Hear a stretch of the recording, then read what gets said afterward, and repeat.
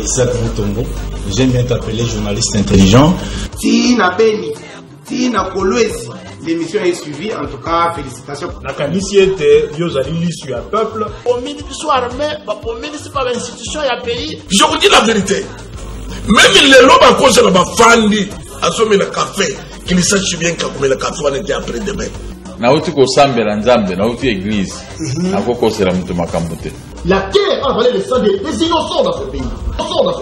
Vous avez dilapidé le compte du trésor pour Simbo et à l'État avec autant de légèreté. Mais pas interpeller au pays. Il y a quand même preuve. Alors ça ne valait à rien de remplacer Joseph Kabila. Vous comprendre que Kabila a battu c'est Batika Etimia. Comme il a 200 000, après moi j'acclame. Non. Tozo yoka makambo wana yake bango bazosomba kaka mapango ba oya sombi mapango na oya sombi ya minene mikolo nyos bazoboma batu miko donc neti tozana mboka na biso te papa 60 ya pasi ya mawa. Égoïsme. Ils ont travaillé pour eux-mêmes. Voilà, Mokoloela Molabino balandi ya émission devant les Congolais, monsieur Tobeta mingi mingi. Masolo na kati ya République démocratique du Congo na epsaka bino motabangi sa moninga te. RDC za kalorwa lupango ya famille oyo mwana moko te za la mokolo to leki to ya liboso to ya mibala lekela moninga te. Biso nyonso toza bana ya tata moko toza la même droit en République démocratique du Congo. Bana Congo bo signaler déjà ba bazali distrait bakota la bandako, bakota la bureau, to silence de partout où vous êtes. L'émission du peuple est bandit. Vous connaissez le système de notre émission. Nako fongola téléphone pour nako yoka pe bino ba politique to sola na bango awa na plateau. Kasi sima ya réflexion ba politique na kolinga pe ko yoka bino. Na yebisa kabino ete bozaka petit peuple te. Ouais, Sarabino, vous êtes les petits peuples. À quoi Sarabino, vous êtes les souverains. Voilà pourquoi n'a pas Sarabino Malobato Beta Masolo na Katia République démocratique du Congo. L'émission vient de commencer. Siko automatique bandekonangai. De quoi est-ce que nous allons parler dans cette émission?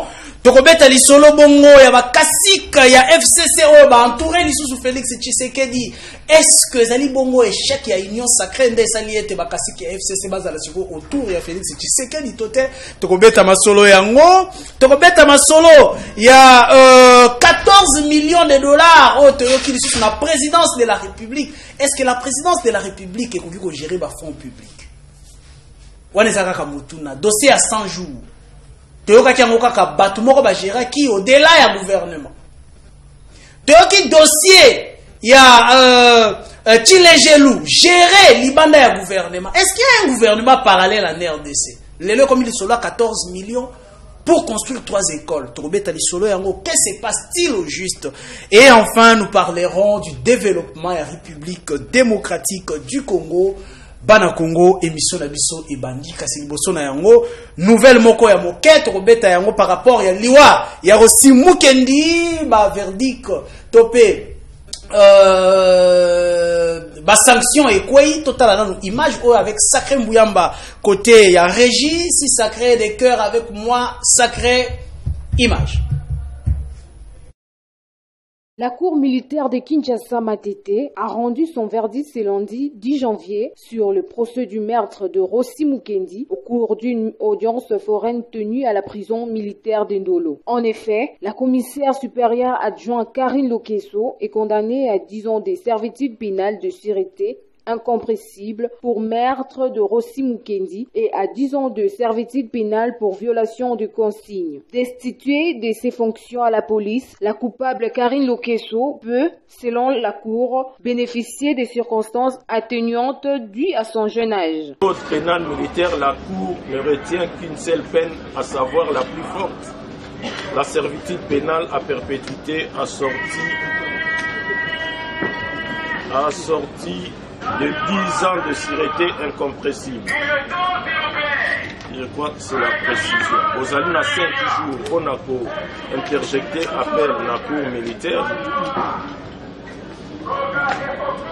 Commandant Pécourt est destitué. pour destituer aux alliés destitués. Ici est de rappeler que Rossi Mukendi, activiste pro-démocratie, avait été tué par balle le 25 février 2018, alors qu'il participait à une marche de laïcs catholiques pour exiger l'alternance à la tête du pays. Karine Lokeso et le brigadier en chef Tokis Kumbo Gérard doivent payer une amende de 150 000 $ américains payable en francs congolais à la famille de la victime. Cette sentence est un grand soulagement pour la famille de Rossi Mukendi, qui a par ailleurs promis de faire appel dans les prochains jours pour n'avoir pas été satisfait du montant des dommages et intérêts. Ezali bongo maema salami côté ya Ndolo, la dame Oyazalaki citée sur ba ordre ya liwa ya Rossi Mukendi azali bongo condamné pour la passer vie na ye en prison. Voilà pourquoi tolobaka que était policier militaire ozawana pona ko aider mboka ba mboka bazali banguna na binote awa ba verdict ekwei ndeko na biso ko passer vie na ye na prison. Voilà. Et une autre information, azali dégradé. Balongoli est pété na nyonso. Akoki lisusu ko yana la police na pété wanate.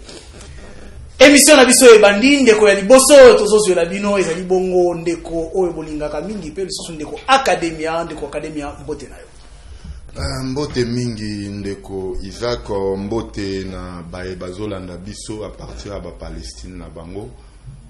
Encore une fois ndenge na linga ko introduire Nangina pesa pembote na président de la République Fachi Beton a encouragé na mosala oazanango monene pona République démocratique du Congo, sans oublier wanen ozala pena ingrat, sans saluer le suprême de la ville Jantiningo Bilambaka na kobima pena ingrat.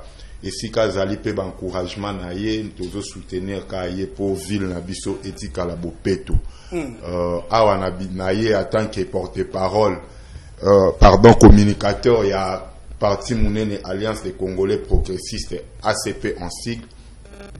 Tikana Zouata seconde, il y a signalé, bazolanda biso que parti Nabiso Alliance des Congolais progressistes et toujours continuer kaka na ba consultation na ba concertation sous la supervision toujours il y a secrétaire national son excellence Charles Mbouta Montou, yango ezo salema na limité na 10e rue. Et Zali Mikolonio so de lundi siège vous ko affronter UDPS de lundi à vendredi.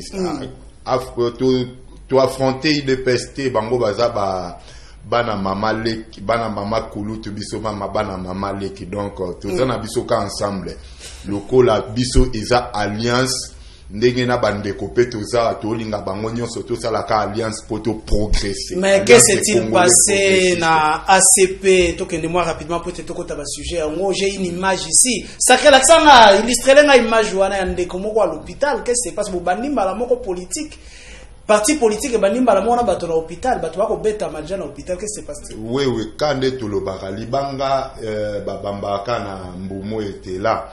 Omoni déjà wananga pena mona ki majango et c'est pelisa ki bisoté na kati ya parti politique ndeko alati t-shirt ya parti politique na biso loko autaki ndako akiti bakiti sie na mutu kaka liboso na masina wana liboso ya bato benga bango ba combattant to benga bango ba yini ya mboka ya lamuka alors ba agressa ki ndeko nde omoni na hôpital wana.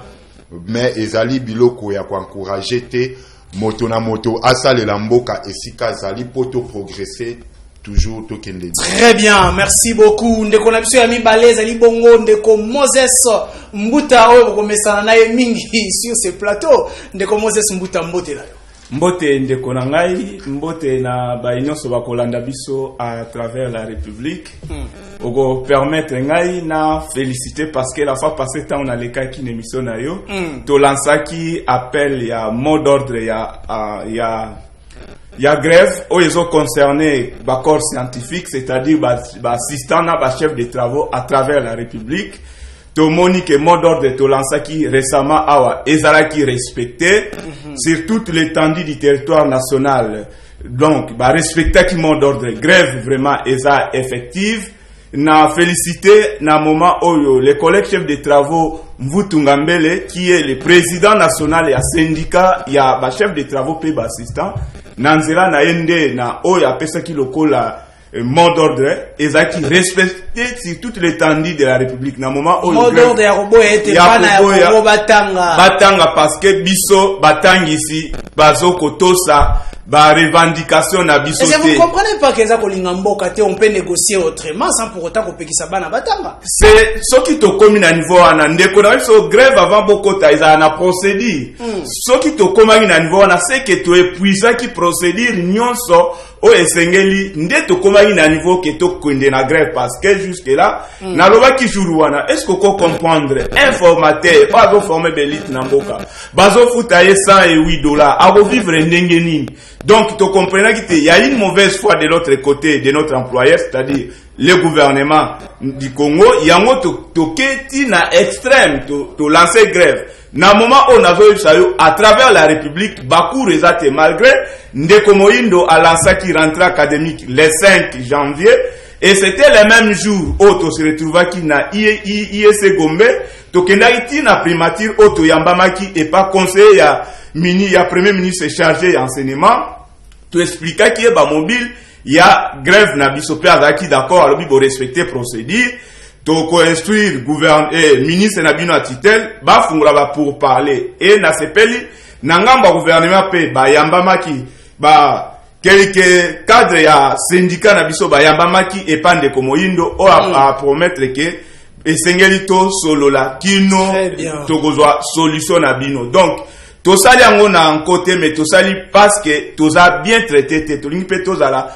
socialement tolingi tozala sécuriser pe poto tang sabana. Très bien, la grève ezali bongo garantie na grève ezo continuer tozo ko insister toujours na respect parce que ba masebele ba collègue bele ba tindelinga ba mituna pona kotuna est-ce que to délibéré ba makamba cour année passée to ça ba stage to lobi non to lobaki guerre tozo nous sommes dans une guerre sèche. Donc activité moko ekoko sala maté jusqu'à nouvel ordre. Nous allons écouter pour la reprise des activités rien que la parole du président national, le collègue chef de travaux Mvutu Ngambele. Merci. Soki a lobby que grève esili ba répondre ma revendication na biso ndeto zongeli créer. Au cas contraire, la grève continue. Merci beaucoup. J'attends aussi ma appel Nabino Bana Congo, les étudiants, le numéro qui est ici ko benanga na WhatsApp te.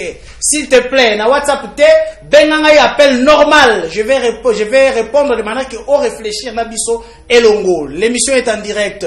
Nous avons reçu pour la première fois aujourd'hui un jeune encore sur ce plateau de Kombote Nayo. Mbote Ndeko Isaac. Boni santé Nayo. Ouais, santé ça va par la grâce de Dieu. Toujours na rythme aux aguets, yako luka ko panza sango na ba jeune ko la biso. Yako panza sango na ba jeune baza na esprit ouvert, yako yeba comment mai politique ya mboka ezali kotambola. Étant jeune congolais, nous avons voulu yakoya na kati ya tandoike oyo. Koloba o est important pour la jeunesse congolaise. OK. Yango très bien. Tokobeta pena masolo yango. Que doit être la position de la jeunesse? Tokobeta yango. Ndeko na biso ya mine yezali bongo. Maître Jean-Pierre Odoudou qui est de l'ensemble pour la République ya Moïse Katumbi. Ndeko Jean-Pierre Mbotena. Mbote ndeko nanga Isaac na profiter na pesa na nubatu nyoso baza kotala biso na miti oyo. Mbote bisika nyoso baza. Et na PCP na président nanga Moïse Katumbi esikaza na ba dirigeant na biso nyonso ya parti politique ensemble pour la République, sans oublier aussi la dynamique des jeunes patriotes katumbistes onga moko naza coordonnateur nango. Et puis na profiter pe na occasion oyo na féliciter banzunzi oyo ya ba militaire o ba rendre décision oyo et concerner aussi Mukendi. En tout cas to pesi longonya makasi justice ya boyende toza koluka na mboka oyo. Parce que Rossi Mukendi azalaki penza amina ngai o tozalaki l'université tina ndenge to bandaki komba oyo etindi etina liwa. Donc to pesi penza longonya makasi na ba militaire to banzunzi o ba pesi etumbu ya makasi na Karine na mutu oyo apesaki liwa na Rossi Mukendi. Et ko pesa pe exemple na ba oyo nyoso bazalaka na baide wana ya koboma bacongolais bainocent oyo barevendikaka badroit na bango. Donc merci makasi, merci mingi na banzunzi wana. Très bien, merci beaucoup. Émission na biso tokoti siko sujet yango les classiques du FCC à côté de Félix Tshisekedi accueilli Kasai, mais tout le monde bande koloko ba dirigeant ya UDPS tout le monde bongo ba tête ya minene ya union sacrée tout le monde ba Boshab, tout le monde comment on l'appelle porte-parole ya kala ya gouvernement ba Mende. Qu'est-ce qui se passe-t-il de quoi académie? Vous avez 2 minutes, gérez bien vos 2 minutes. Allez-y. En tout cas, politique ndengezo kendela na mboka na biso toko sepela kana yango lisusu te pour politique yango on dirait ba yebazo salango avant ba biso oyo bazo comprendre yango ka raté ngapo na ngai ezali na son ko réfléchir sur sujet oyo na kokyo talango na 2 pôles. D'abord pôle nord nango ezali que ba yebakoloba ezali dynamisme ya politique, mais moi je regrette na yango pour dynamisme ya politique na esika oyo baye baki ko souffler président de la République qui bandeko oyo baya na union sacrée pour na peut-être masolo oyo tozo bongisa ya ba élection ke balobi par exemple ndeko Boshab soki aye na ngambo oyo kuna na Kasai tokozwa moi population moi bateau, mais ezali mal réfléchi pour nga nazobenga bango ba produit fini. Mais d'un côté positivement motoloko a Boshab soki azopeso matière par exemple à droit constitutionnel ozo kanisa ete pena oyo yesu mutu azali côté ya yo bonzambe mais kota la ke Boshab aya na union sacrée pour quel intérêt? Ezali lisusu ko embourbé lisusu nde président de la République pour nga na benga bango ba produit fini baza lisusu consommable te na population. Boshab même na fief na ye, même na mboka na ye village natal neto benyango na Lopoto, Boshab baza lisusu na représentation mote valeur wana ya Boshab ezate valeur wana peut-être na unikin par peut-être biso na ba ILK na mais peut-être que na kati ya bino bato bozali na kati ya union sacrée il n'y a plus cette crème là intellectuelle c'est ngene ko kende ko puisia na FCC kasi yango na zolo baba conseiller wana o bazoyaka ko souffler président de la République ceux qui ba mende bon eza politique baza na lobité baza na mayele lisute to ba kokyo produire lisute mais pona ngai bayende kutu ko tchali suskole ki sa mungu na bilei alors bato moyen bali ya bilei wana ezate malgré que mungu est important na bilei mais bato bakolia yango ite iza sali mungu elekani bakolia yango tepe e bazali sous consommable te ceux qui ozui ba jeune ou e basé belé lelo na union sacrée baza ba représentation ya ba fief na bango ya ba village na bango ceux qui memi motoloko la ngai oyo kenanga na loja okenanga na kata kombe okenanga na espace wana Kasai Mobimba na kocha babi ka ba mende wana mais yo moko mona na ba image mende linga zo kokate ngana za personnel je suis de l'union sacrée je sais que les gens peut-être ne me comprendront pas mais il faut to lo bakayango bango déjà baza exprimer même na ba fief na bango donc bayaka okosa président ote mende kuna ochelo ba point Boshab kuna na Kasai o memelo 20 000 personnes non très bien ndeko Moses rapidement est-ce que vous avez le même avis que ndeko académie qui dit ba mende tous ces gens ba kasik nyon sur FCC on a déjà au ba expiré sur le plan politique et popularité ils vont rien apporter est-ce que le président de la République a approché bango pamba ba kamami liboke pamba pour okende Kasai? Merci pour la mutuna. Ndeko azo répondre par émotion et na théorie autobengi théorie à conflit de génération. Ce n'est que normal, je peux les comprendre. Mais mutuna na répondre à comprendre en bien tant otuni nazo kanisa ligne de fonction oyo ya parti politique azanango c'est-à-dire fonction ana oyo ya ko former ba militant pe ba cadre.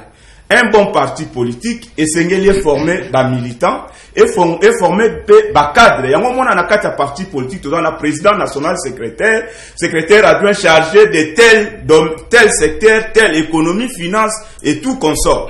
Et là, on a en principe, et bien les bails baratés parce que na Congo Moutoualam qui n'a pas sali parti politique a copier-coller.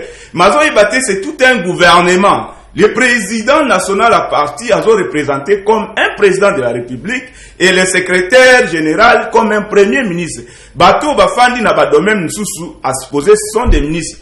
Ba prépara ka cadre na niveau ya parti que l'obiso tozu pouvoir na vision na biso toza na ngoto imprégné na kati ya mboka. Yo mutoza secrétaire général adjoint chargé économie. Voilà Moussala na yo ekozala. Mais ozana plan d'action que sont tozu pouvoir se lancer. Et qu'est-ce que vous voulez dire par là, je voudrais dire, je ne vois pas directement Union Sacrée, nazo mona directement IDPS. Oyo tango baza nos positions tango so basali, ils n'ont pas eu ce temps-là, ya ko former ba cadre. Nazali muto liboso ko loba phrase wana d'ailleurs fona lukela ngo droit d'auteur, ya ko loba que IDPS c'est qui formé pour na ba marche et non pour gérer la res publique. Yango tozo mona lelo. Et le vrai problème encore au niveau du sommet, le président de la République Olé un bon leader, faut entourer, n'est-ce pas? Vous avez la capacité, il y a fédérer d'intelligence tout autour na yo parce que bango ande bakosala que pouvoir na yo efanda. Nazuka ya Joseph Kabila. Mona Joseph Kabila ayaki novice en tant que président de la République, mais asali casting moko yo bimisa une nouvelle classe politique. Je prends ici l'exemple de professeur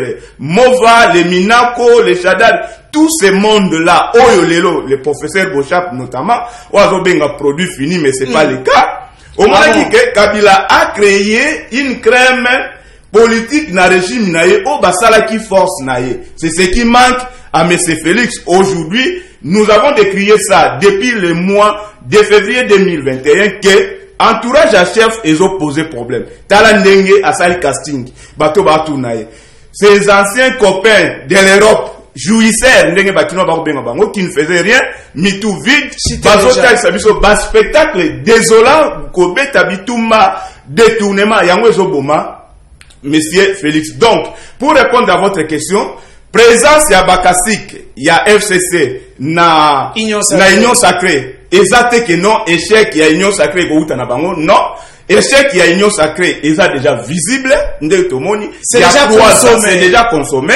Batouana bazana problème parce que la tête c'est pas les classiques de l'Union Sacrée, mais bien entendu, monsieur Félix, tu sais que merci beaucoup, Ndeko Moses. Rapidement, Ndeko Langai. Est-ce qu'aujourd'hui on peut dire que le problème n'est pas Bato Bakusa autour de Félix Tshisekedi, c'est Félix Tshisekedi lui-même parce que c'est lui l'entraîneur où il a recruté Bato Nyonso. Bon, moi je dirais que problème majeur jusqu'à présent, il y a d'abord les coachs. Ok. Lorsque l'équipe ne produit pas. On pointe toujours du doigt au coach. Le point c'est quoi? Le classique de l'FCC. Batiki FCC parce que ils ont compris que Kabila ne s'intéresse plus à la politique congolaise. Tant mieux quitter Kabila pour venir se Tshisekedi parce que ce dernier pour être toujours autour du pouvoir. Parce que ce dernier va me protéger et ce classique là opposition ils sont déjà habitués. Il y a Rosana Katikati, il y a table. Donc, mais ça, déjà, il y a crème. Moi, on a mis ça, il y a crème. Soro longoli pe mena crème. Oui, il y a potopoto ezanga sucre. Ninga biso na kalabasera ba na 97. No mama ba melisa biso ba potopoto ya na mungwa. Bango ba waliate. C'est pour cela au moins na batuana ba quitter sika bazalaki. Bah, il y a tout autour, il y a une personne. Donc, ce n'est pas un besoin de servir la nation, mais un besoin de rester autour du pouvoir. Voilà. Et, ils ont aussi compris que tout autour de Félix Tshisekedi, il n'y a pas de gens mûrs intellectuellement. Ces gens-là n'ont pas dirigé le pays. Ils n'ont pas d'expérience. Ils n'ont pas d'expérience. Pour eux, c'est de venir voler et donc dérober en quelque sorte. Ce sont des prédateurs. Des prédateurs de la République. Tant que Mango Baye, bon, naïe bien sûr pour nous protéger. Quand je vois l'entourage et aussi vole, qu'est-ce que moi je vais faire? Je viens aussi pour voler. Très bien, merci beaucoup Ndeko Odoudou. Vous êtes dans l'union sacrée. Nalingaka mingi mingo misate passe ensemble comme Rosala. Je me net azana katinete azate. Clairement Moïse Katumbi dans l'union sacrée. D'ailleurs Kabouya vous a dit que vous partagez na bango bilan. Qu'est-ce qui se passe que Bino Bozaliwana? Mais pour aller voir vers la population, Félix Tshisekedi se fait entourer na batata kozwana FCC. Est-ce que ce n'est pas dire que vous êtes incompétent dans la union sacrée? OK. Merci de konanga Isaac na question. Na kobanda nkoye sao ke eloko papa na biso Augustin Kabouya alobaki ke toko partager bilan. Il faut assumer les conséquences de ce salim parce que exactement que biso batutoza naie na kati ya pouvoir d'être aux la redevable devant la population. Non. Ah yango besoin ka bo maye po bino bozala non concerné. Exact question ko bo maete. Na peso na kaka exemple. Ko ba utiko suspendre azamutu ya sang pour la République. Oh ba utiko suspendre azamutu ya nani. Ya ide peste yo moko za na réponse. Pour la relation qui est ko pesa bisote mabeke na lokola bino bozo na kati ya pouvoir donc nyo sezo bima bino boza na kati non biso toza na kati te biso boyebaka biso déjà position na biso ce qui ya mabe salemi tolobaka yango mais bandeko na biso yango toza na bango ce qui tolobi bongo bamoni mabe. Mais attendez Jean-Pierre Odoudou, vous ne resterez pas à l'intérieur pour na kolobaka nous sommes là comme des dénonciateurs. Ce qui un homme honnête tanga moni ete makambo ko tambola mabe, je ne reste pas avec eux, je quitte. Ndeko nangai ata soki toza libanda eke ya bolamu esalemi tokobeta maboka po eloko ya bolamu esalemi mpo na mboka mais soki mabe pe esalemi même si toza libanda tokoloba pe keza mabe donc tozala na kati tozala libanda eza problème te biso c'est que tozo viser dans des ande intérêt ya mboka eke ne liboso donc question toza libanda to na kati eza na moti ya mona biso tolobaka bien que toza na kati ya union sacrée. Mais quand les pays ne marchent pas, nous avons le devoir et l'obligation de dénoncer pour que les pays aillent de l'avant. Alors, qu'est-ce que les caciques du FCC peuvent apporter à l'union sacrée? D'abord, et là qu'on a posé question, j'aimerais d'abord savoir qu'est-ce que FCC la carte na biso ya l'union sacrée. Qu'est-ce que ça va nous apporter? Parce qu'il n'y a pas longtemps, le chef de l'État a bien qui batu nyoso oyo balingi baya poto former gouvernement ya union sacrée. Mais bango basala ki ba tête dure batikala ki na bango. Mais nazo comprendre te na une année demi oyo tikali pour chef de l'État asi sa mandat naye bazo ya ba tourier avec quel objectif? Donc il faut toyeba ki et loko oyo bango bazo ya le loba touri chef de l'État. Et ça, quelque chose de politique et d'Autriche. Il y a une mission qui est cachée au chef de l'État en face de la vigilance. On ne sait pas ce que ces gens-là nous amènent, lobby, pour ezalake, le coup là, bango bakoti, bango ne baye ko sala ke non, mabe wana eya koleka. Parce que, to ignorer te que chef de l'État moka oti koloba ke mboka et kufa depuis kala. Alors, bato ngo oyo baboma mboka depuis kala. Bango desko bazoya po ba toureye po ba bomba mboka lisusu to po ba tombola mboka. Merci. Ba salina Kabila plus de 18 ans. Nino oyo ezanga ki ke ba pesa Kabila po mboka ekende liboso oyo ba koya ko pesa na Félix na 1 an et demi oyo etikali. Très bien, merci beaucoup Jean-Pierre Odoudou. Tozongeli un peu ndeko academia toko taper kamba moko sujet yango. Le président de la République a moni que 100 jours les millions de la République sont sortis. Et tamboli karabou, ezaki na kati na bino union sacrée. Bande kwa FCC, bazaki na bangote. Teoki likambo ya Chile Gelu, bande kwa FCC bazaki na bangote. Lelo teoki 14 millions oyoki pe li solo et bimika epa la bino na union sacrée. Boni chef akosala confiance na bande kwa FCC te. Oui. Parce que bino moko na kati ya union sacrée nde boko boma yango toke. Ndeko Isaac. Tikana nuna zwata seconde na yebisa ndeko nanga kombo Moïse. Ndeko Moïse. Ba théorie auto ekolaka na classe surtout sur le plan pratique surtout na makambo oya ko gérer mboka. Il surtout na makambo ya gérer mboka to tchaka ngona opembeni. Landanga bien ndenge na lobby pona ba les autres ici ba Bocha ba Mende tout consort. Bango baza mayele. Mais ils ne peuvent plus servir d'exemple. Yo ce que vous avez la main de à servir exemple, il peut te donner que ce qu'il a. Ce qu'il a c'est quoi? Même de qu'est-ce qu'il a? même na mboka ba servir biso na nini. De l'autre côté, papa, tous à la France, ils sont intelligents en lettres, en matière, il y a ba classe, on doit expliquer, il faut, c'est sinon. Mais surtout sur le plan pratique, Bochab n'a rien à prouver, il n'a rien à nous donner. Très bien. Votre avis, nous avons compris ça. 14 millions les sous c'est pas na bino à part ba millions mais bolobi mboka ekufa président de la république a mboka ekufa mais tozo ka ba 14 millions ba millions awa tozo répondre à pona mboka ekende awa kala mingi to yoka population ba obenga ba condamner ba koyebisa biso o wana zolo banini biso to yende pona ki union sacrée union sacrée c'est-à-dire tango Fachi Beton à sa l'union sacrée alinga qui était to progresser to tombola mboka to longola mboka na libungi na destruction o mboka connaître poto kende liboso mais si ba entourage ya Fachi Beton bazo continuer ko sala makambo aboye kozwa 14 millions ko pesa na ko ba conseiller pour quel but est-ce que le conseiller baza na compétence wana ça revient à et ses attributions là ya kokende ko bapesa bango mbongo qui les a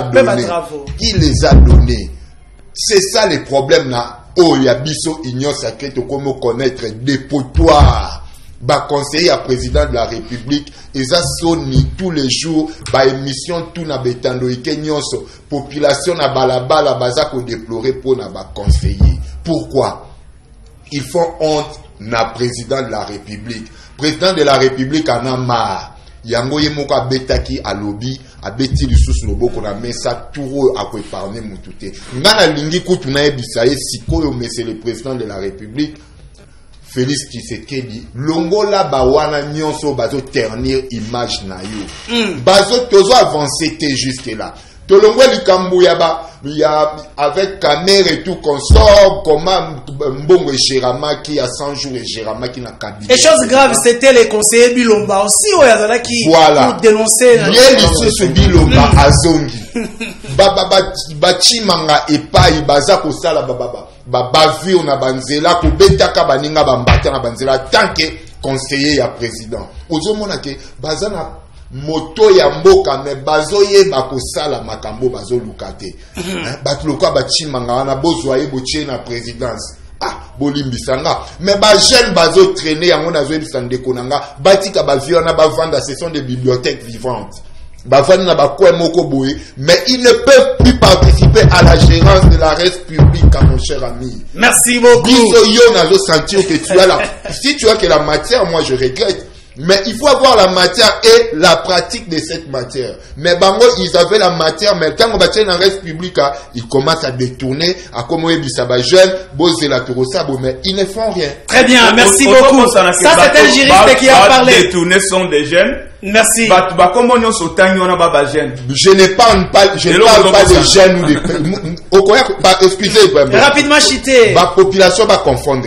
Tolobi te ba vieux wana nyonso bazama be ou de jeunes nyonso bazama lamu. Non. Tolingi de jeunesse, c'est-à-dire mémoire o elingi ko servir mboka dans la politique. Donc vous voulez parler d'une nouvelle classe politique o baza pena positivité na makambu progression na makambu mais je ne parle pas de vieux en âge seulement ou ba jeune en âge non. Très bien, merci beaucoup bandeko na kala mingi te na ofongola téléphone nazo continuer ko zwa bandeko na ngai so na silisi ba nazo fongola téléphone bino pe bo réagir président de la république a lobi moko ekufa kala mboka o ekufa kala le gouvernement pour oyo ya sika oyo yende pona koluka kolamusa mboka ko sekwisa yango na basandre na yango motuna na ngai par rapport ya bino batu boza kolanda ngai mboka eza ko bonga to eza ko kufa tango zo benga ngai répondre na motuna na ngai est-ce que depuis le pouvoir actuel les ali awa na kati ya République démocratique du Congo mboka eza ko bonga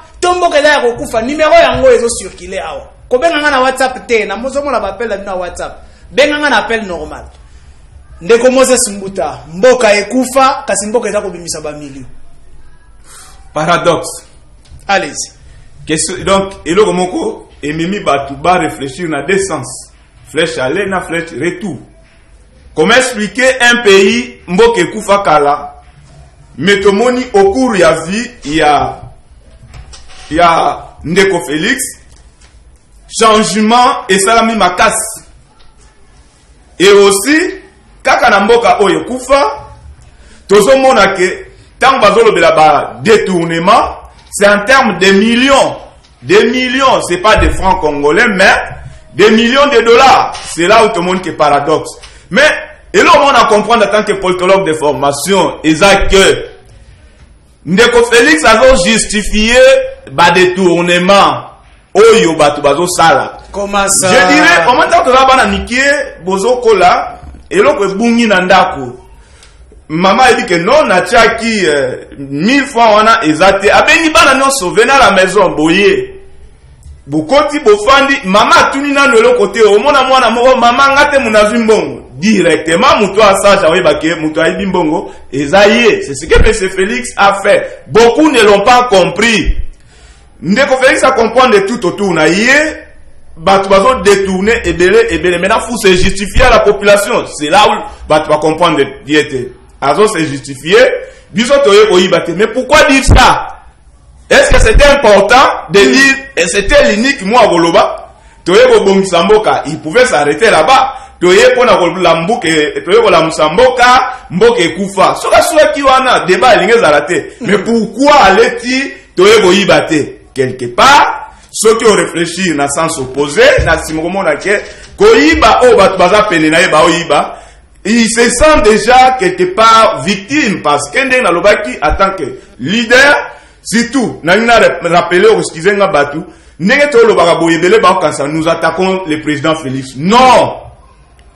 Dozo lo bela bato baza tout autour naye o bazo rendre mauvais service parce que mais c'est Tshisekedi en tant que président de la République, tout le monde a dit dès le début, Azaraki pe, Azar toujours n'a pas idée, ya malam. Mais l'autre zo bomaye, casting, Mathieu Bazoya Penenaye. C'est là, dans le ma théorie, mon frère Academia, que, en principe, un vrai leader, il doit avoir cette capacité-là, il y a qu'au fédérer tout autour, naye, batu ya mayele, nenge Kabila Saraki, Kabila yaki novice, n'a pouvoir, mais qu'est-ce qu'il a fait? Il a fédéré tout autour na yé, batu oyo lelo, bozo lula na union sacrée. Or, ceux qui, parti politique na biso, IDPS notamment, qui est le parti phare y a union sacrée, bazaraki na capacité wana ya conformer cadre. Je ne pense pas que beaucoup reçoivent, mais oyo bakasik, il y a FCC. Mais qu'est-ce doit faire le président de la République dans le stade actuel? Parce que c'est déjà consommé, ils sont là.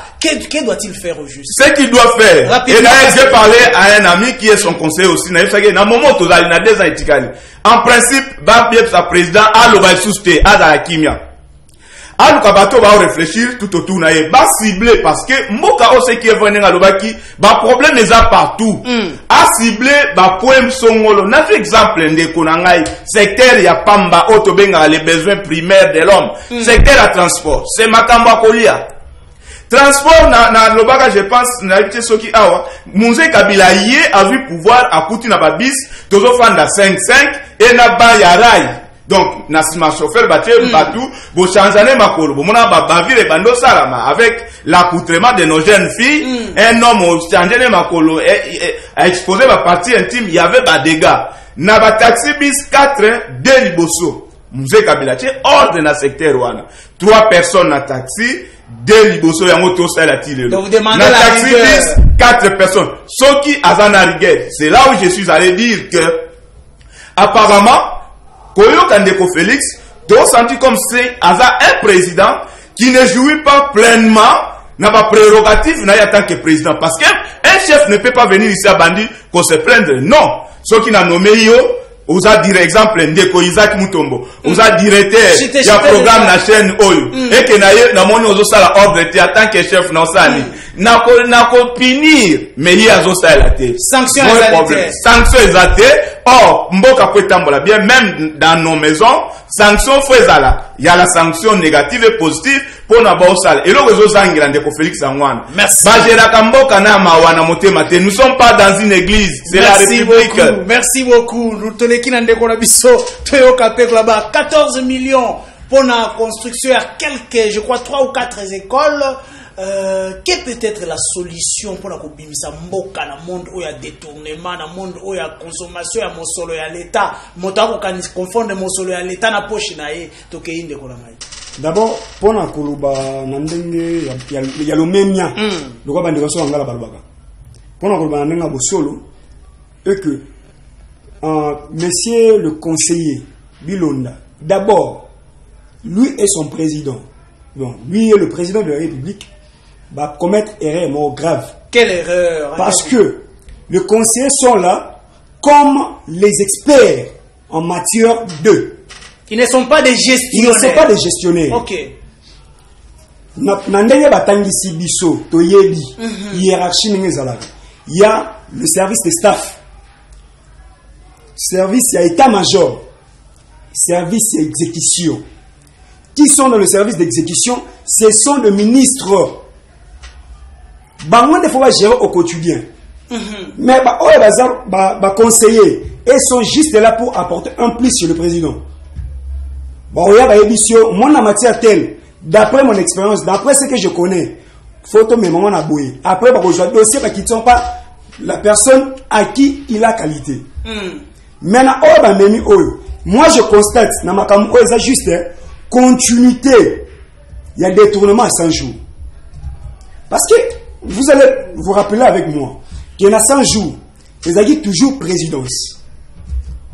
Gestion par le cabinet président de la République. Non, parce que le gouvernement actuel, les assortants, on ne peut pas confier cette tâche à ce gouvernement. C'est en gros présidence. Dis-moi maintenant, gouvernement est déjà actuel. Gouvernement est allé. Comment vous sous tâche? Oui, à ma casse, chez un conseiller. C'est anormal, inacceptable. Dans un pays sérieux, on ne peut pas accepter ça. Donc aujourd'hui, on peut dire qu'il y a un problème, il y a gestion, on a le pouvoir, il y a Félix Tshisekedi.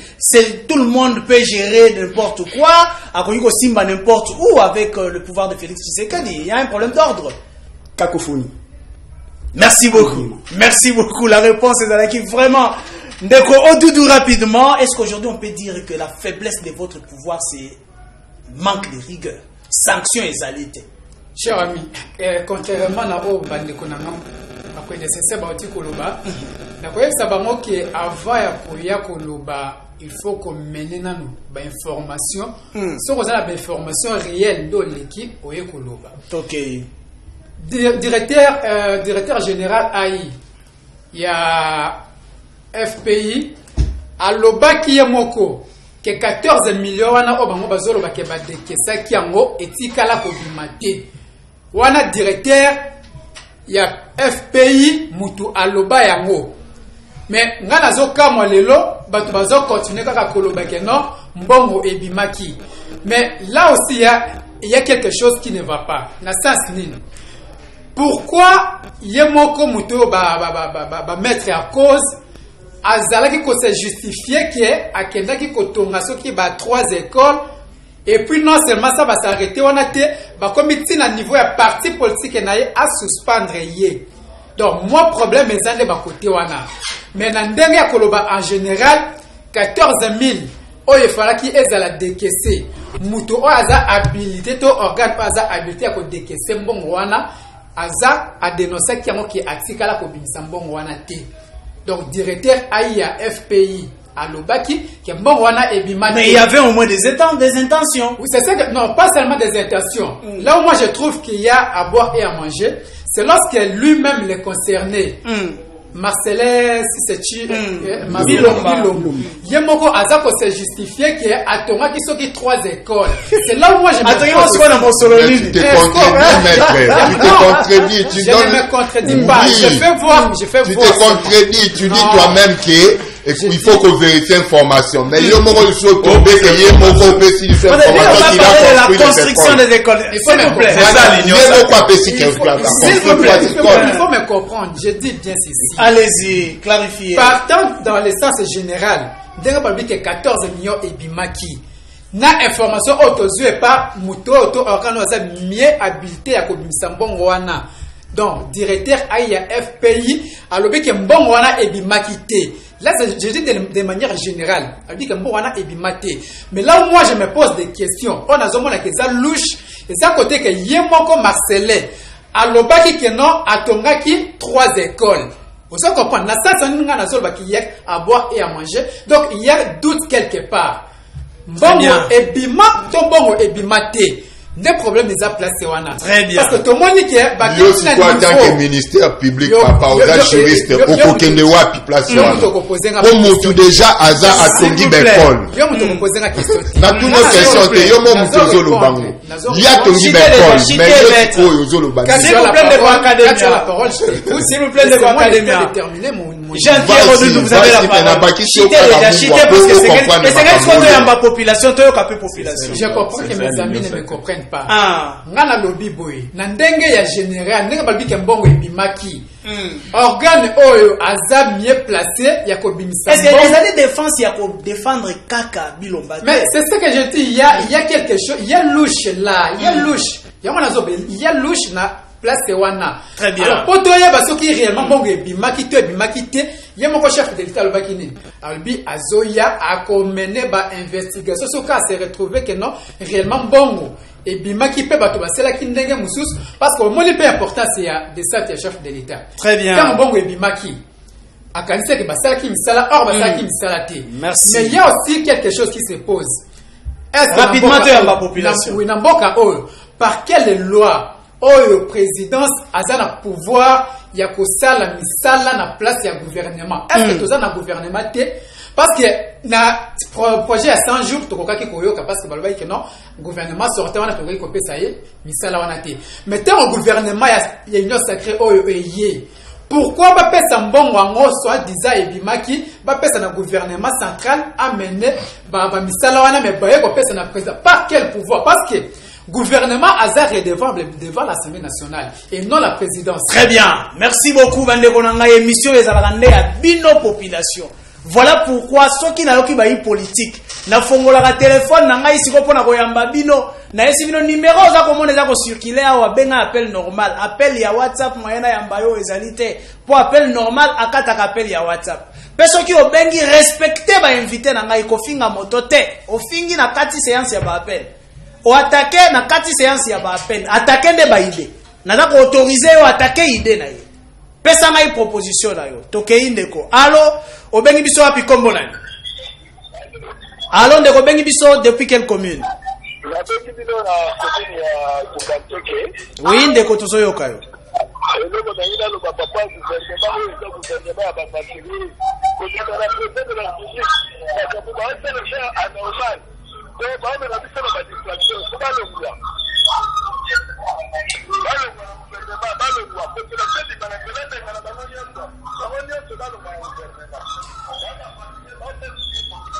Merci beaucoup. Pona ndeko alobi ete sengeli bato bazali na gouvernement balongwa kasi là où je n'ai pas aimé dire gouvernement ya ba aventurier tout ça ce sont les autorités attaque na yo sengeli nous devons gérer les mots colère et zalaka c'est vrai mais gérons les mots parce que ce sont les autorités surtout que toza na média.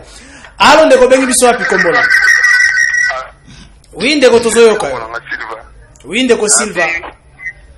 yango mboka oyo ekoma nango ya bango bendengeni biso population tozo souffrir bango bazovanda bien batenye bafuta bango bien te donc bango bazotrouver bango normal bango biso lokoma bapetit peuple bango bagrand peuple lingi koloba ndi papa na mboka oyo peuple congolais tosouffrir na degré monéa.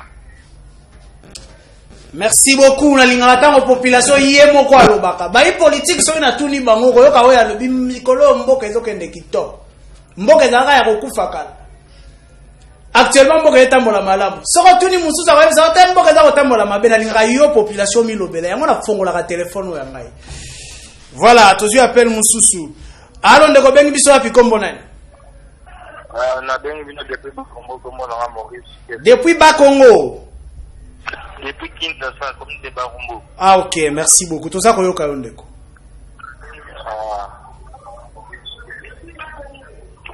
Kinshasa depuis tozoyoka yo ndeko loba landa biso na telefone nayebi kozolanda na tente ezaka na mwa retard koswakate mboka nini oyo président de la république akende kolobaki mboka ekufa kala Merci Ndeko. C'est Koufakala. Ça, c'est pas normal. Ça, c'est pas normal. Il faut changer le gouvernement. Allons, on l'a tout. Merci. Merci beaucoup Ndeko. Ndeko a condamné maloba ya koloba ete mboka Koufakala. Allons Ndeko. Obengi biso wapi kombo nani? Oh là là, Ndeko akei. Ndeko alobi ete mboka ya oyo ya ye kufate. RDC kufate.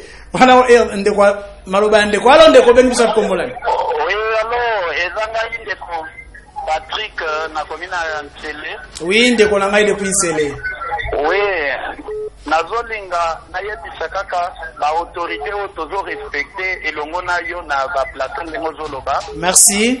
Que le peuple congolais ce n'est pas un groupe de gens ou d'un parti politique ou quelconque que je sais encore. Très bien. Netinga naza enseignant. Ba constitution tire listing que mbongo ewa yo kutokozwa ngo na FF. Mais baza na lukuta. Et nous souffrons, nous continuons à souffrir. Oh, donc, Bozu n'a pas bon mangote, ça le kuta. Oza enseignant que na commune nini? Na Kalam. Merci. Nga linga la population milobela ye moko. Oh, to futi ba NU. Na linga ba NU ba milobela bango moko. Voilà qui toko ya émission devant les Congolais. D'ailleurs, ça veut dire que nous sommes parmi les émissions les plus populaires. Il y a République démocratique du Congo. Nalinga la population milobela soki okosi biso ko futi ba N ba NU ba milobela soko okosi biso na makambo ya ba professeur à université bango moko ba milobela ba étudiant ba milobela to beta masolo ya ngoto za ko continuer ba ndeko alo ndeko be biso apikombo nani milobela yo moko ndeko. Oh là là, ndeko akei, je crois la katina no séance ya ba appel oto ka ba yi politique. Kasi bosa ba yoka ba yi politique, naza na image moko ya école moko wa na lakisa bandeko. Na ozongela bino bandeko to beta masolo yango. Avant na pesa bandeko kutu maloba na opesa bino yango kasi tota na image ya école sakazo lakisa ngai. Sacré, lakisa ngai école wana pendant que 14 millions ezotonga 3 écoles. Pendant que 57 millions ya caméra etoluki caméra na prison azali susute. Lakisanga école wana simande tozongia sacré image bakulonga betwamulonga shi yemutu mugala sky balonyo yenai malukai tabala imulukunu muna myo yenai balon kala sky kala skinai ça va vraiment il va nous tirer le mot pe balonyo yenai wana ezali population yemo kaza ko milobela yemo ka ke ko filmer aotuna wana ponga na yoka balangu nyoso RDC oh classe nini première bana bako tanga ndere ni na mabele et il y a des écoles comme ça à Kinshasa. Je vous ai déjà présenté ça ba école à Buena Kinshasa ezali aïe aïe aïe ndeko na nina yamba yo kati je vais recevoir 2 appels si Mandela Zongeli bandeko sur les plateaux rapidement qui vont entrer là. Alors, allez. Aïe, aïe, aïe, aïe, aïe, aïe. Je crois réseau comme vous posez ce problème. Hein? Toyambi appel yo. Allô? Perturbation bandi. Allô? Allô, ndeko bengi biso api kombola. Madonna gana komina ngalema. Oui, maman mi lobela ndeko na ngai. Nalobi boy bango bazoza bambongo bazotia na bapoli na bango bazoyeba te population ezosufri. Merci. Bana bazotanga biso bana bazotanga lisusu te. Ale bakoloba mboka eza malamu ndengeni. Merci maman, merci pour la réaction na yo. Kitoko makasi toyambi ndeko mususu. Allô ndeko. Allô. Oui maman na biso. Oui, maman, depuis Makala.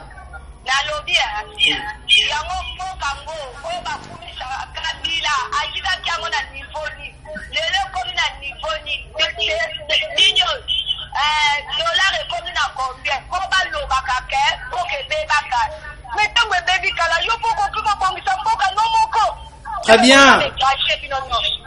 Merci beaucoup maman. Na sepeli ke ba maman ba couronner siko ba appel ngo. Bango ne ba kati, bango ne ba yeba biloko la wenzeza matito ekiti. Nazonga ba politique ndeko academia oyo ki bandeko koloba. Wana da population de alobi. Réaction na rapidement. La personne a 1 minute, parce que c'est le dernier sujet, la personne a 1 minute. Oui. Pour réagir, on va population, bango pe bazo participer à l'émission de Ngozo Loba. Très bien. Donc, ezaka loko anenge tozo débattre nga pe na kokyo loba na ba oyo bazo loba ke.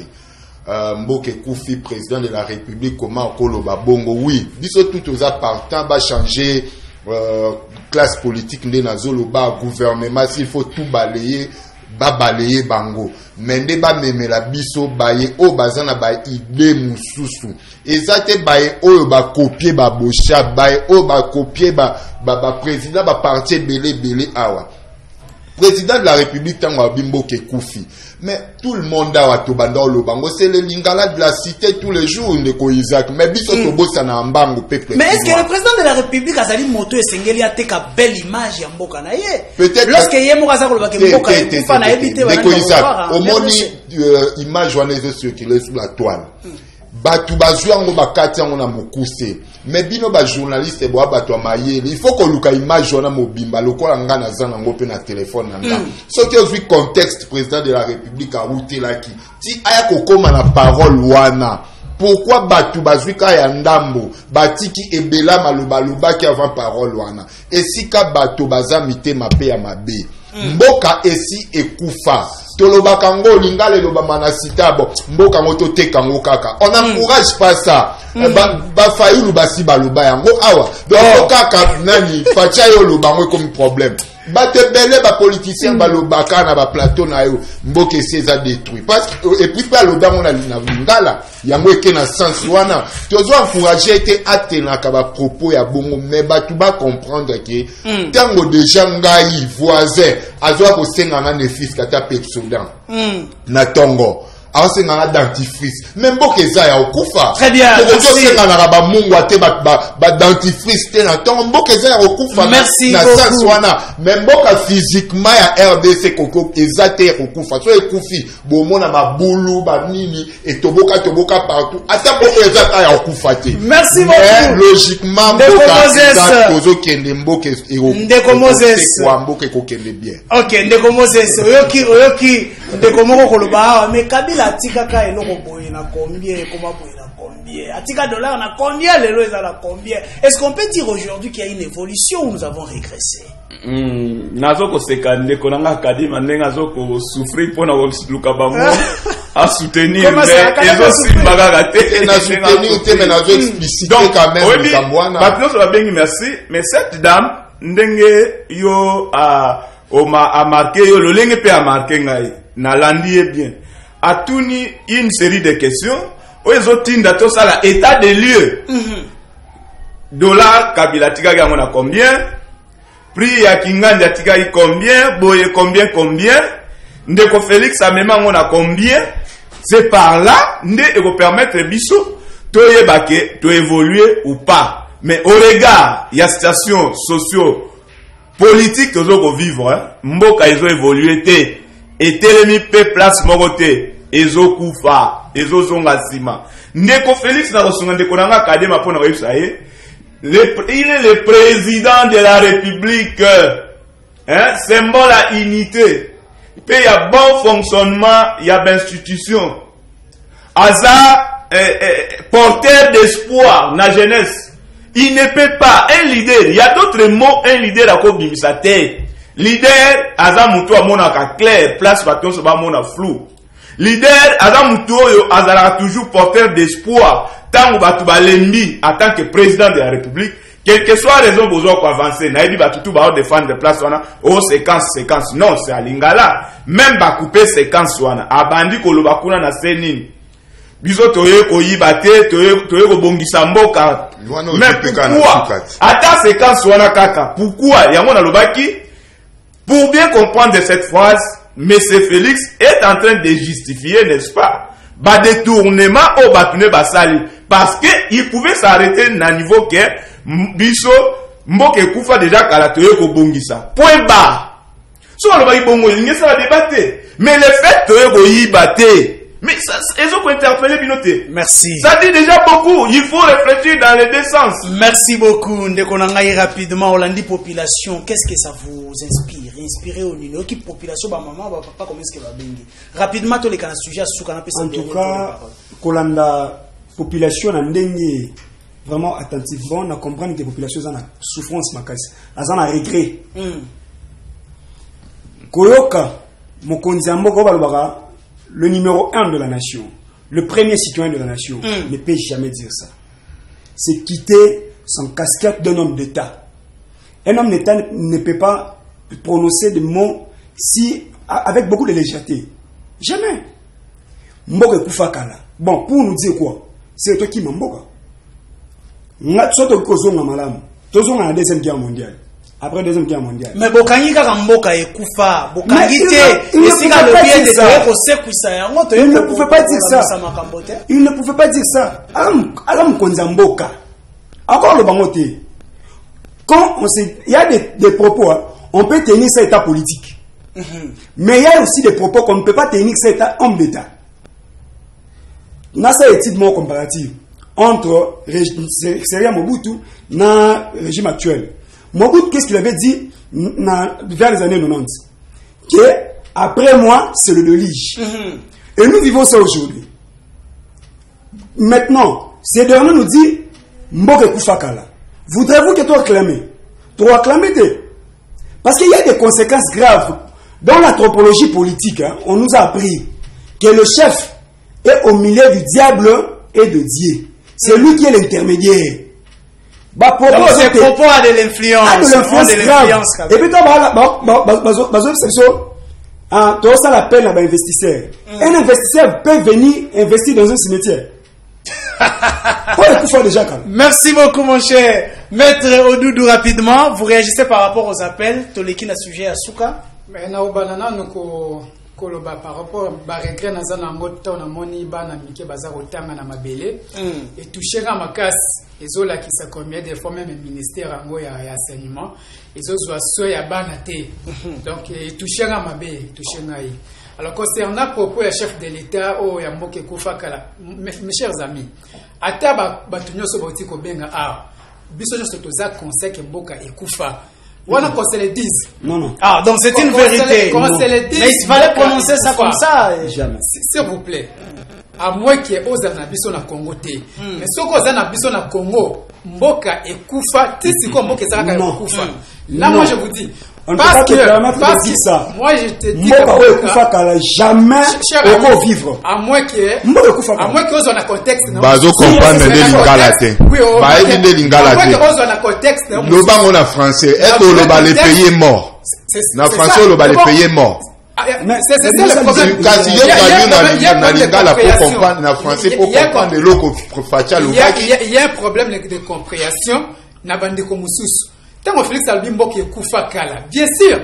Parce que biso nyo soto yebi ke Mboka zo marché té. Ça ne marche pas, c'est ça la mort. Et puis ebanda na n'époque ya Kabila, kutu ya Kabila té. Ebanda depuis Mobutu. Oui. Mboka beba. Sko mabeni ni Félix alobi ke Mboka ekufa kala, toyende to bomisa yango. Très bien.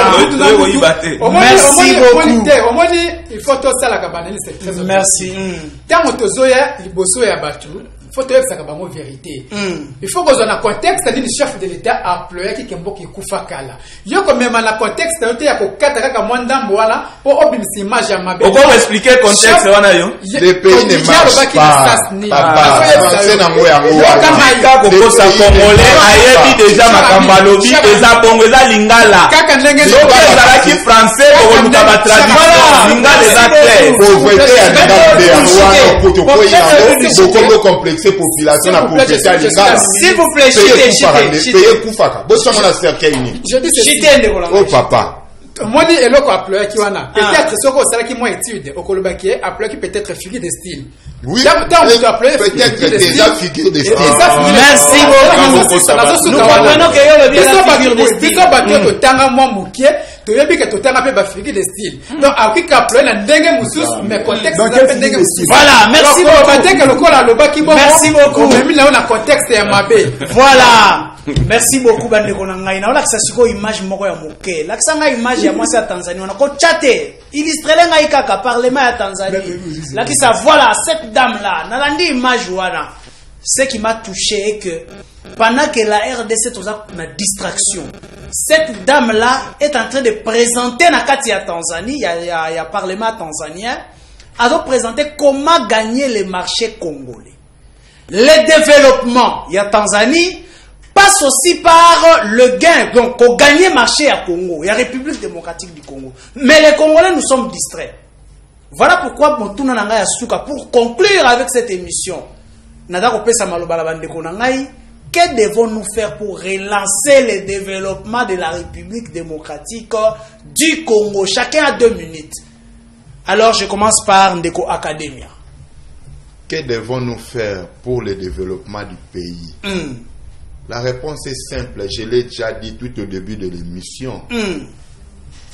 Nazo le répondre en haut na émotion, tes sentiments, tes koleka, ce qui n'est ni naza clair. Il faut classe politique mususu oya oyo bako hérité classe politique ancienneté. Classe politique ancienne baza makasi na mayele ya moto, mayele ya komokanda, mayele ya inikin, mayele ya ISPL, mayele ya cardinal Malula, mais na pratique baza na ngote, baza ko détourner ba mbongo pamba pamba. Olie basala musala comme il faut baza na ngote. Mais bakolo bake te bango nyonso balongwa bango nyonso nde baza miyibi te bango nyonso nde baza ba babysité miyibi peut-être balimbisanga bango tout baza ba babysité mais baye mususu bako zala na biso nzinga pona ko encadrer biso na po ko gérer république eza ko gérer likablo te a coin ozote kamakaso ozote kambika mais ali mboka monene boye esengeli batupe mususu déjà ba meseni na gérance nango mais ba zala na biso po peut-être ko aider biso na ba makambo mususu amike mais base ezali kaka ko dégager les médiocres. Très bien, merci beaucoup. Le développement passe par qu'on dégager les médiocres. Ndeko Isaac, na bandaku, na plateau. Ce qui bakena littéralement na phrase wana fatia lobaki le pays est mort. Ce qui le pays est mort.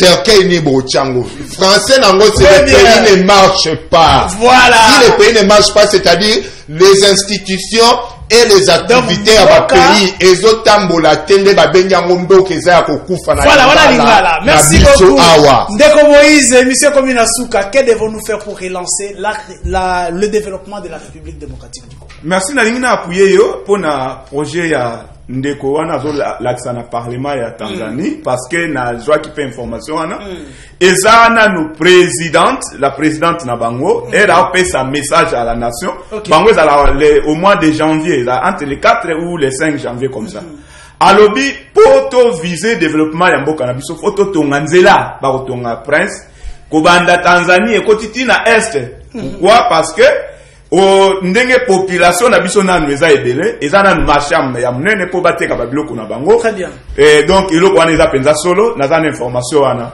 et wana nde député ndake ko présenter yango na parlement. Voilà comment ba msuba zo réfléchir muko wana lobaka tangu biso to loba mpio dia na mibi ezana bat mususu d'autres ici bazo réfléchir kolta na biso combattre na biso. Donc nous devons quitter ba stade wana tombata. Pour relancer le développement ya mboka Congo eza kolonga la classe politique té. Non, il faut partir par l'homme. Ce que tali bien que ameka ko boya ba théorie, ce que tali batunyo so ba théorie ça c'est le développement. Ata bakena ba schéma différent mais bazwa kokuta na pour dire le développement passe par l'homme. L'homme est le premier facteur du développement. Donc et sengeli nanto travailler mutu yango mona ke na Congo problème toza nango c'est un problème d'homme. Nous avons tout mboka pe kufate mais il y a un problème d'homme. Donc il faut éduquer l'homme congolais et si on a bandé koloba notre système éducatif est déjà obsolète. Même dans l'éducation je vois l'enseignement et l'éducation nationale. Donc quand Académie a dit que tout passe par le renouvellement de la classe politique, vous dites que tout passe par l'éducation. L'éducation, il y a un aucun par éducation, tout aucun enseignement, sur le système enseignement na biso. Ndenge belge atika qui est déjà obsolète.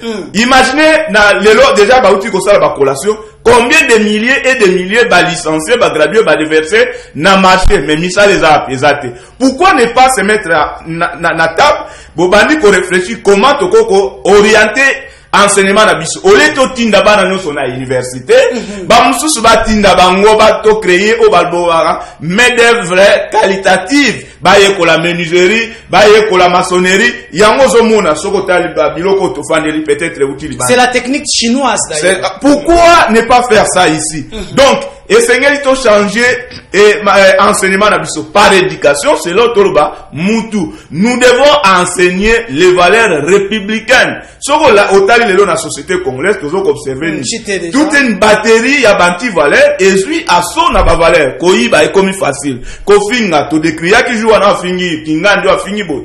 Ceux qui sont au sommet aux affaires, bazo finga, bazo bunda facilement. Aujourd'hui, la présidence est désacralisée. C'est pas n'importe qui peut aller travailler là-bas parce que c'est la tête du pays. Merci, Moses. Le vrai problème, nous devons passer par l'homme qui est le premier facteur de l'éducation. Nous devons s'attendre à relance à développement. Très bien, Ndeko Moïse Mbuta, Ndeko Nangaï, rapidement.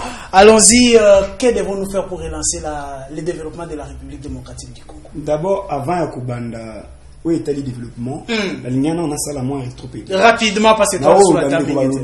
Oui, ben de Gonande Bazalio. Ce est pendant tous les classe. Bungabo Zali Bungutu, 0. À quel niveau? Soit traduisez ça littéralement. Mboke Koufi en français Bourbani. Mais tous les programmes se fondaient sur la traduction littéraire. Le pays ne marche pas la ligne à Toloba, Mboke est ambulaté et le déjà. Et alors? Ok. Mais soit dit Mboke Koufi, c'est-à-dire le pays a été déjà détruit. Et lui-moi, c'est la mort. Comment? Très bien. Alors, si c'est le développement.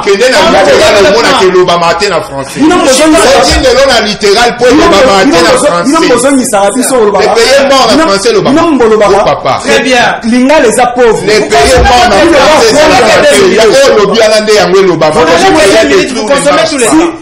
si vous pouvez me protéger. Je vous protège déjà chité.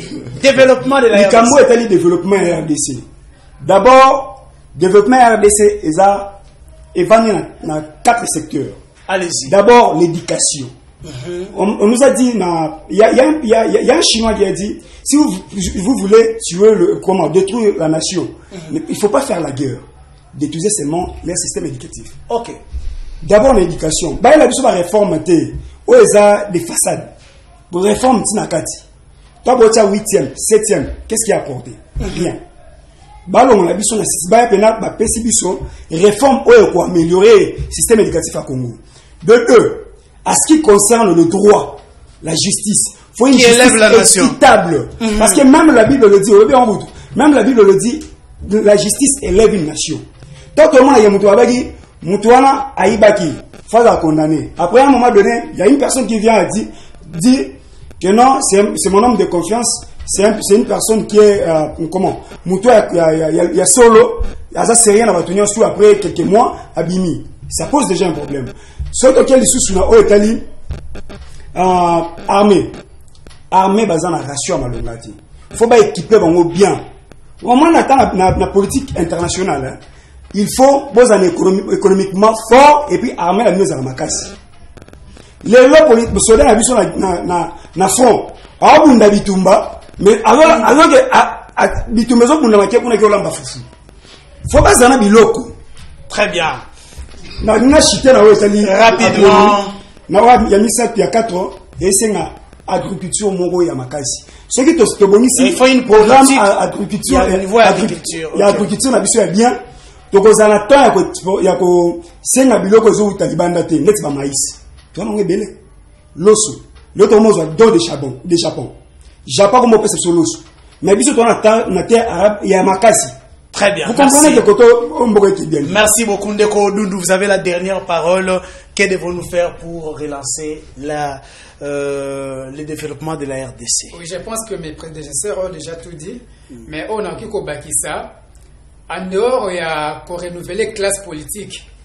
Plus sur tout ça, il faut qu'on renouvelle classe politique. Et non seulement ça ne suffit pas à renouveler classe politique, mais il faut une classe politique consciente.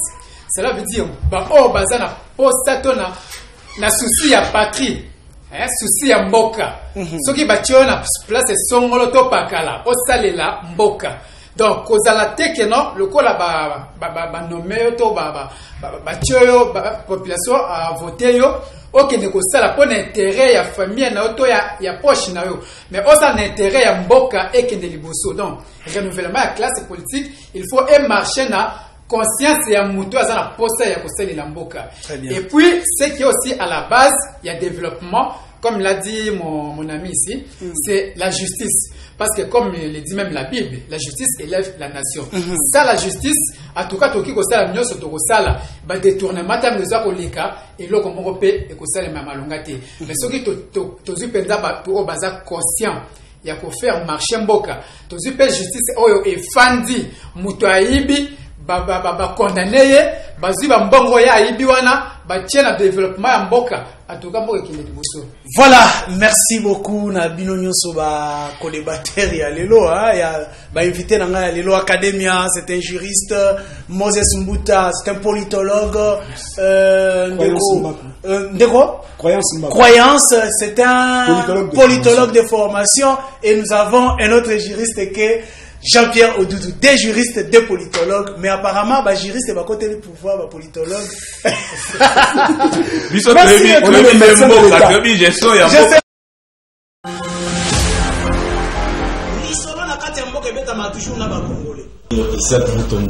J'aime bien t'appeler journaliste.